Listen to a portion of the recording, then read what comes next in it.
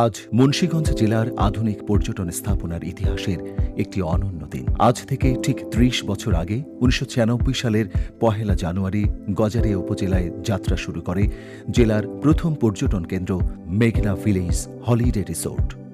সেই সময়ে গজারিয়া উপজেলার ঢাকা চট্টগ্রাম মহাসড়ক ঘেঁষে তেমন কোনো হাইওয়ে রেস্তোরাঁ ছিল না, ছিল না ফিলিং সিএনজি স্টেশনও। তখন একজন স্থানীয় বরেণ্য সমাজসেবী স্রোতের বিপরীতে গিয়ে স্রোতস্বিনী মেঘনা নদী বিধৌত বালুয়াকান্দি গ্রামে প্রতিষ্ঠা করেন এই নৈসর্গিক স্থাপনা।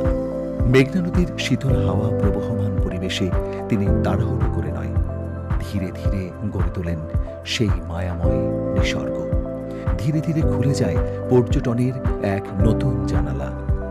ঢাকা চট্টগ্রাম মহাসড়কের পাশের সেই এলাকায় বাণিজ্যিক গতি আরও সঞ্চারিত হয়। সড়ক ঘেঁষে গড়ে ওঠে বেশ কয়েকটি রেস্তোরাঁ, সিএনজি ফিলিং স্টেশন। বেকারত্ব দূর হয় অনেকটা। বিগত ৩০ বছরে মেঘনা ভিলেজ হলিডে রিসোর্ট সেজেছে লাক্সারিয়াস আবাসিক কটেজ, মিনি চিড়িয়াখানা, swimming pool, cafe, river cruise ও আরও নানা বিনোদন নির্ভর অনুষঙ্গের সমন্বয়ে। মেঘনা ভিলেজ হলিডে রিসোর্টের প্রতিষ্ঠার ৩০ বছর পূর্তি উপলক্ষে সংশ্লিষ্ট সবাইকে জানাই উষ্ণ অভিনন্দন।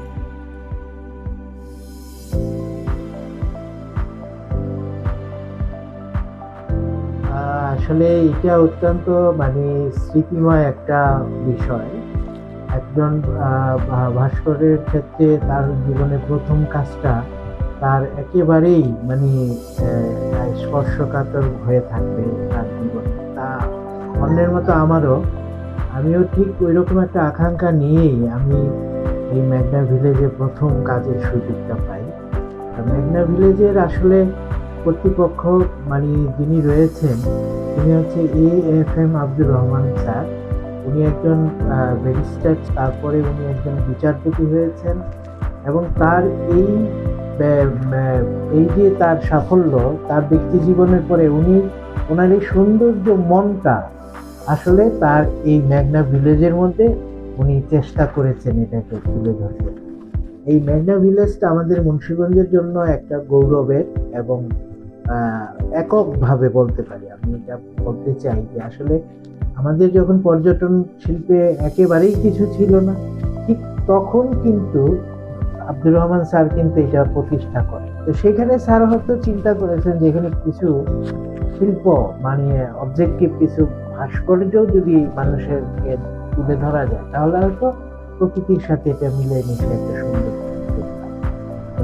তো স্যারের এই চেষ্টাটা উনি পারতেন বাংলাদেশের অনেক খ্যাতনামা শিল্পী রয়েছে তাদেরকে যুক্ত করতে পারতেন, কিন্তু তার ভিতরে যে এইরকম সুন্দর একটা বাসনা ছিল যে দেশের কোনো মানুষকে দিয়ে উনি সুযোগটা করে দিচ্ছে আমি এই জন্য কৃতজ্ঞ তাকে। কাজ করার পরে যেটা মনে হয়েছে যে খুব চেষ্টা প্রথম কাজ ভুল ত্রুটি তো থাকবেই, আমাদের শিল্পে আসলে অনেক ত্রুটি থাকে। আমরা যেটা করার পরে শেষ পর্যায়ে এসে অনেক সময় মনে হয় যে এটা আর একটু সুন্দর হলে ভালো হতো। শান্তির যে একটা স্নিগ্ধ একটা বিষয় আছে, বিশেষ করে সব জিনিসের মধ্যে একটা রাজ শব্দ আছে, যেমন রাজপথ, রাজবাড়ি, রাজসিংহাসন, রাজনীতি। এরকম হাঁসের মধ্যে একটা রাজহাঁস বলে একটা শব্দ আছে। সেই রাজকীয় যে একটা রাজ দর্শন, মানুষের যখন একটা রাজকীয় জিনিস দেখবে তখন তার চিন্তা শক্তিটাও কিন্তু ওই রাজদের মতোই একটা ক্রিয়েশন কাজ করবে। সেই অর্থে কিন্তু রাজহাঁসের স্ট্রাকচার অবয়বটা তৈরি করার চেষ্টা করা হয়েছে। এই রাজ শব্দের সাথেই কিন্তু আমরা এই রাজহাঁসের যে হাঁসের মধ্যে রাজহাঁস, তো ওই অর্থে দর্শনার্থীদের জন্য, বাচ্চাদের জন্য, বিশেষ করে বাচ্চারা এটা খুব পছন্দ করে, হাঁস খুব পছন্দ করে, সেদিক থেকে এটা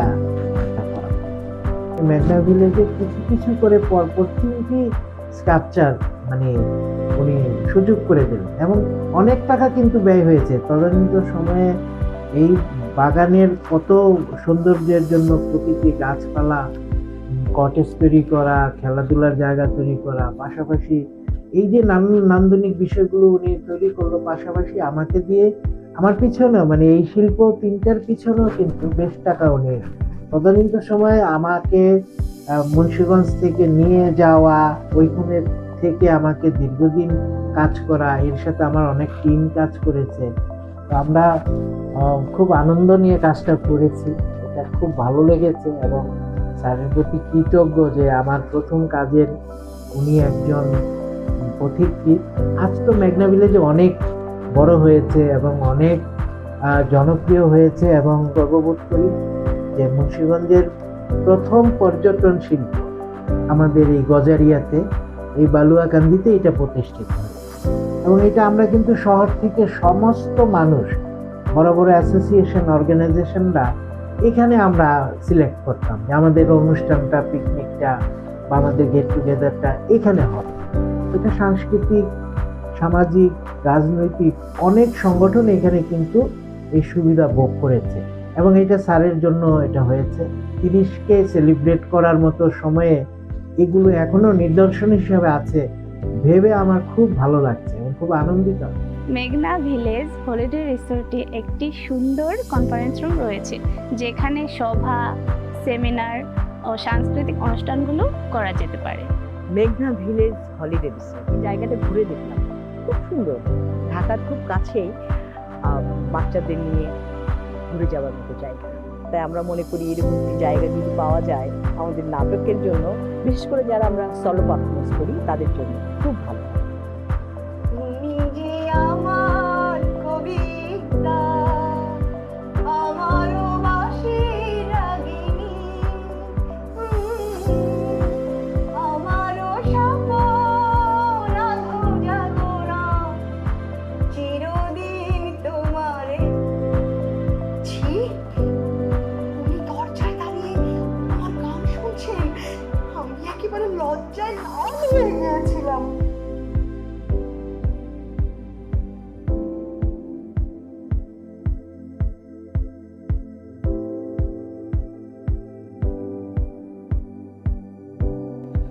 মেঘনা ভিলেজ রিসোর্ট, এবং একদিকে মেঘনা নদী, একদিকে বিস্তীর্ণ কৃষি জমি। ঢাকা টু চট্টগ্রাম হাই ঘেঁষা এই মেঘনা ভিলেজ রিসোর্টটি আমাদের মানে এই অঞ্চলের একমাত্র বিনোদন কেন্দ্র ছিল। আমরা ছোটবেলাও মানে সময় পাইলে এদিকে আসতাম, বিশেষ করে ঈদের ছুটিগুলোতে। এখানকার মূল বিষয়টা হচ্ছে যে যেহেতু এটা ঢাকার কাছে, মানে খুবই কম সময়ে ব্যয় হয় এখানে।